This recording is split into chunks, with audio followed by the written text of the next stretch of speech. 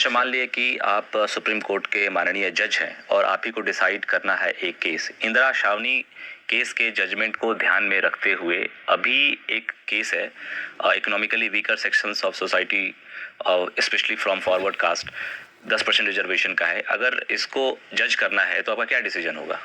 Sir, मैं economic reservation को दो पहलुओं पर तोलना चाहूँगा। एक तो सैद्धांतिक और व्यवहारिक। सैद्धांतिक से मतलब थ्योरेटिकल और व्यवहारिक से प्रैक्टिकल।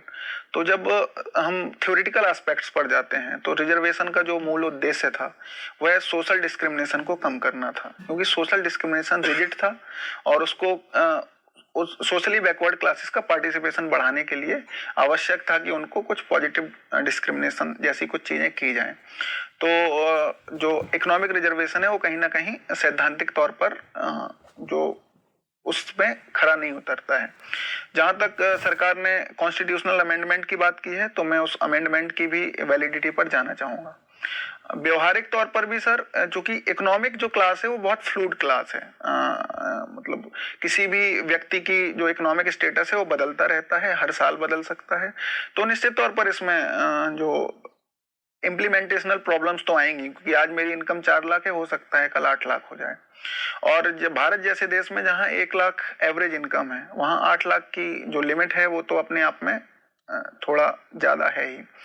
दूसरा सर, मुझे ये भी देखना होगा कि फॉर्मल जो एम्प्लॉयमेंट में लोग हैं, सिर्फ उन्हीं की इनकम क्वांटिफाइड है इंडिया में। बाकी लगभग सारे लोग हमारे गवर्नेंस के प्रैक्टिकल एस्पेक्ट्स की वजह से उनकी इनकम के बारे में बहुत ज़्यादा ऑब्जेक्टिव जानकारी नहीं मिल पाती है। तो मैं इन सारे पहलुओं को ध्यान में रखते हुए और अपने जज साथियों से विमर्श करते हुए आपका जजमेंट क्या होगा? आपने कहा नहीं, जजमेंट नहीं बताया, आपने प्रोसीजर को पूरा एक्सप्लेन किया कि आप कौन कौन से फैक्टर्स को वे करेंगे और तब फाइनली डिसाइड करेंगे। प्रश्न अभी वही है कि डिसीजन आपका क्या होगा? वो कॉन्स्टिट्यूशनल नॉर्म्स पे, कॉन्स्टिट्यूशनल मोरालिटी पे खड़ा उतरता है ये डिसीजन, या फिर आप उसको अल्ट्रा वायरस कर देंगे?